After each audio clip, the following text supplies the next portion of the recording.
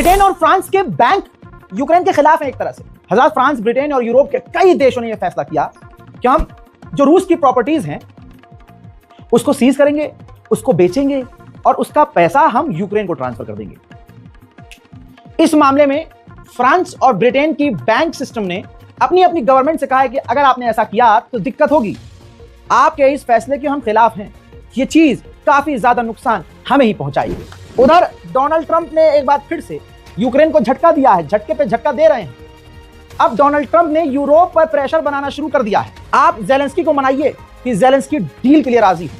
वहीं America Ukraine से कह रहा है कि आप चुनाव लड़िए, चुनाव करवाइए, और जेलेंस्की ने कहा है कि हम सीज फायर होगा तभी तो चुनाव करवाएंगे, चुनाव करने के लिए हम राजी हैं, लेकिन उससे पहले सीज फायर होना चाहिए। उधर पोलैंड रशिया से पूरी तरह से डरा हुआ है। पोलैंड ने गूगल से कहा है कि गूगल सैटेलाइट इमेज में जो उसके मिलिट्री बेस दिखाए जा रहे हैं उनको ब्लर कर दे और उनकी गलियों को, वहां पहुंचने वाली सड़कों को, रास्तों को छुपा दे। यूक्रेन को कमजोर ना समझिएगा, यूक्रेन अभी भी यूरोप की ताकत पर, रूस पर बड़े हमले कर रहा है। यूक्रेन अब रूस के ऑयल जो रिजर्व हैं, टैंकर्स हैं, उन पर हमले कर रहा है। उधर रूस को कामयाबी अपने में मिली रही है। ये देखिए, रशिया की फौज ने यूक्रेन के सर्वेस के शहर पर कब्जा कर लिया है। लगातार यूक्रेन अपने इलाके को खो रहा है। पूरी दुनिया, पूरा यूरोप यूक्रेन के साथ है, ये साबित हो रहा है, क्योंकि कल जो है, या यूं कहूं कुछ घंटे पहले, यूक्रेन के अंदर ब्रिटेन का एक फौजी रूस के हमले में मारा गया है और ब्रिटेन ने खुद अमेरिका को जानकारी दी है कि हमारा फौजी यूक्रेन में हथियार टेस्ट कर रहा था। रशिया भड़का हुआ है, बर्तानिया का फौजी यूक्रेन में क्या कर रहा था। यूक्रेन रूस की जंग को फंड यूरोप कर रहा है। सोचिए, यूरोपीय यूनियन यूक्रेन को 2.3 बिलियन यूरोज दोबारा पैसा देने वाला है। यूक्रेन के राष्ट्रपति जेलेंस्की ने बहुत बड़ी बात कही, कहा कि मैं एक बात क्लियर कर दूं कि अमेरिका खुद हमें नेटो में देखना नहीं चाहता, और यह बात अमेरिका साफ कह रहा है।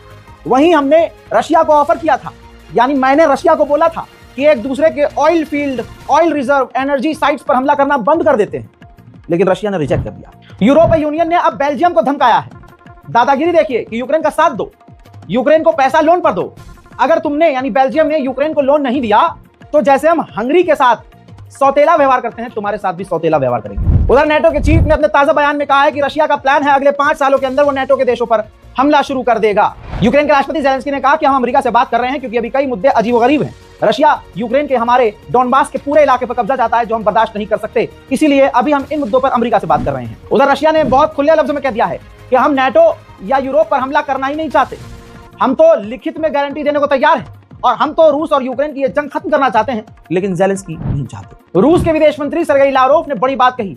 उन्होंने कहा कि यूक्रेन के 10 लाख सैनिक मारे गए हैं और यूरोप चाहता है सीज फायर करना, यूरोप चाहता है कि ये जंग खत्म हो जाए, लेकिन इकलौता यूक्रेन ही इस जंग को आगे बढ़ा रहा है। और आप ये देखिए, रशिया के करीब अमेरिका के जासूसी जहाज, टोही विमान उड़ते हुए नजर आए हैं, जिस पर अभी नहीं, रशिया बहुत जल्द बयान देगा और भड़केगा।